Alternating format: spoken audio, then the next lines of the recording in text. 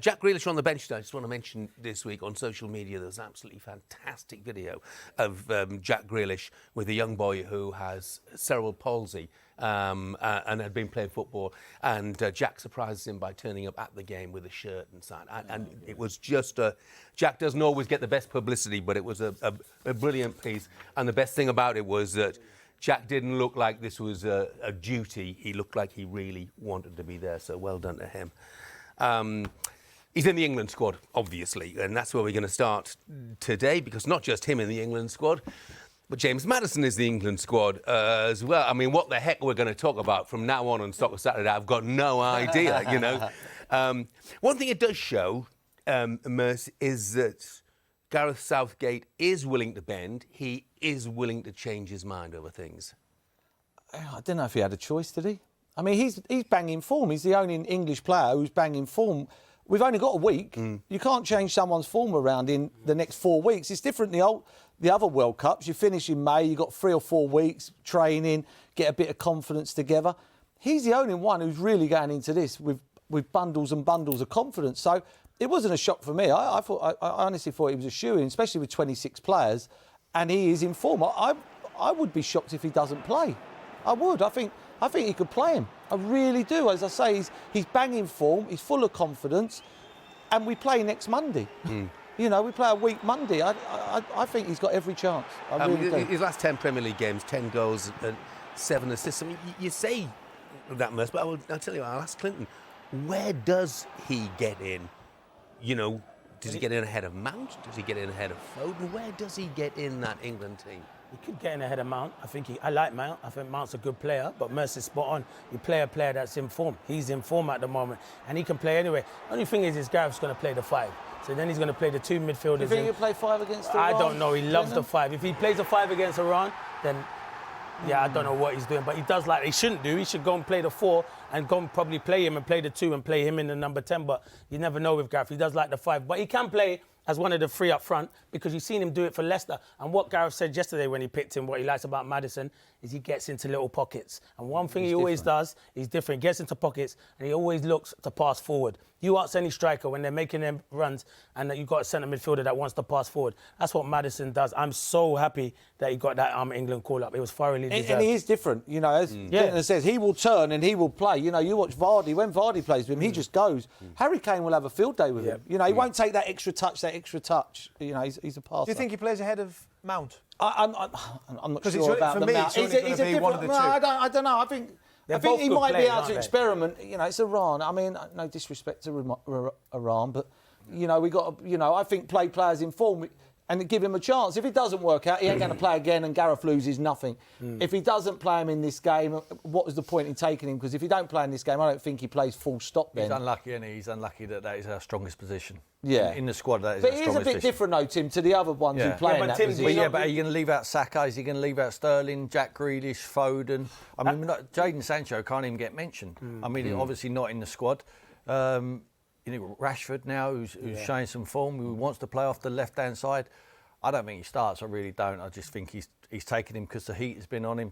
I mean, we've all promoted him. Not that Gareth's taken notice of us, but the whole world wanted him in it. He's promoted himself, hasn't he? I mean, that's what he's done. Been magnificent. And what I've got a lot of respect for is that even when the team weren't doing so well, he was the one who was putting his hand up and he was coming to the front. And you know, anyone can play well in a team which is free flowing and doing brilliantly and full of confidence, and they wasn't. But he was the one who was standing up. Look, everybody knows I'm a fan. The thing about James Maddison, I think, when I'm watching him play football, you know, I can't take my eyes off him because you always think he's going to make something happen. You know, you want to watch him. The last player I can remember in the Premier League that had that impact on me, and not the same player, of course, was Eden Hazard when he was at Chelsea. I always thought something is going to happen here. That's a big shout.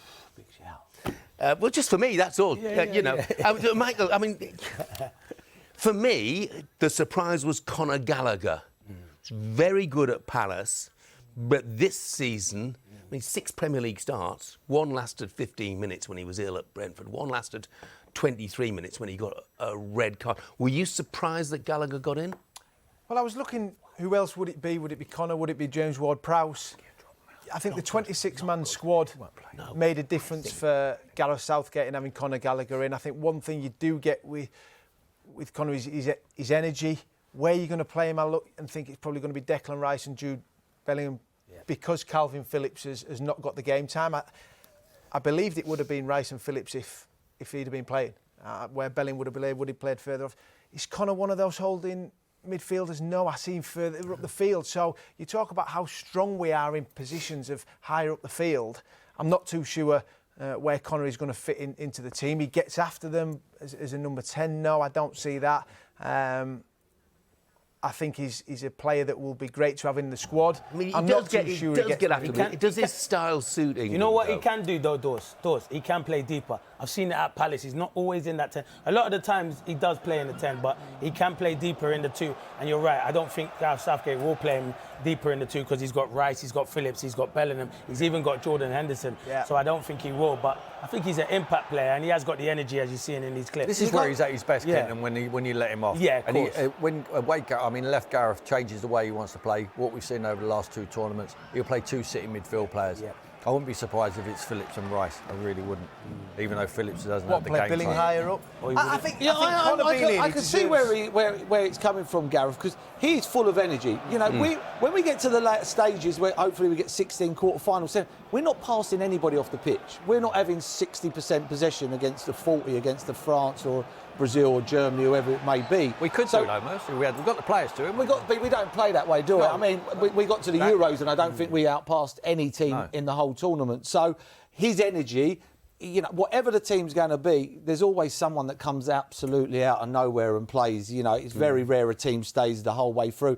He has bundles and bundles of energy. And what he does is, when he goes like he goes there, he kickstarts everybody else to go. Because I think when we play at a slow tempo, like we get involved in when we play these better teams, it becomes like you pass, we pass. We need more than that. We need to play the Premier League way and blow teams away. It would be latter stages for me that he's going to play. Yeah. You talk about Iran, he's not going to come in and create chances. No. A team that's sitting, it's going to be later when you maybe need to break a team down. We go behind, we need energy to get Or into win the the team, ball, win or the get ball the ball, back yeah. and give it to the players that we have. You know, he might even go free then. You know, he might play 2 holding mid players, play him, the 3 of them, and then just say to 3 players up front, you go and get on with it. I mean, you said, Tim, you thought he'd go Rice and Calvin Phillips. Can he really play Calvin Phillips? I wouldn't. I wouldn't. I don't think he's had enough game time. I don't think Maguire should be in the squad either. I don't think he's had enough game time. So there's a few who haven't let him down in the past, and he's looking obviously what they've done for England, and he's been pleased with them.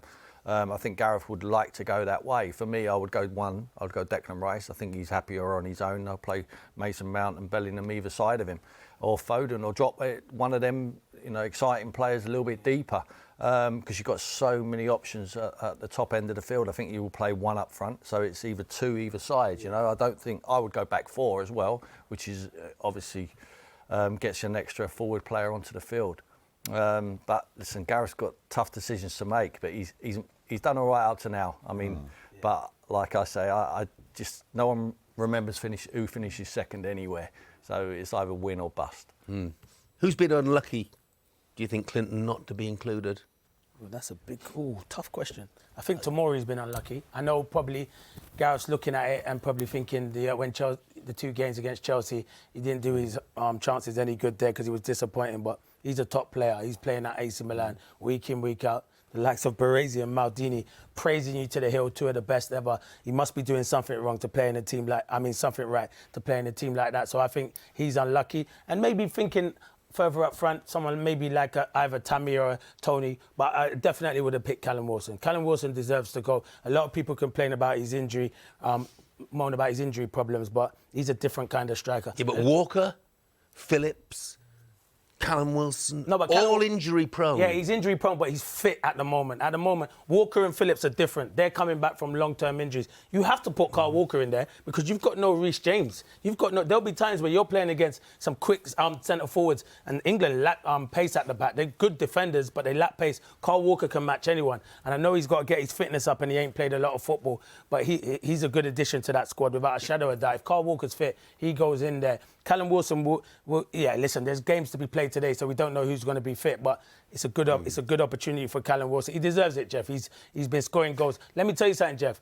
Premier League football is different to playing international football. It is different to playing international football. It is a lot different. And I think he can adapt to it. He can adapt to playing international football. And one thing you'll say with defenders, they don't like running in behind. And he can run in behind, stretch in behind, and he scores goals. From a defensive point of view, considering it looks like the weakest department, doesn't it, Dawes? Is Dan Burn unlucky not to be in?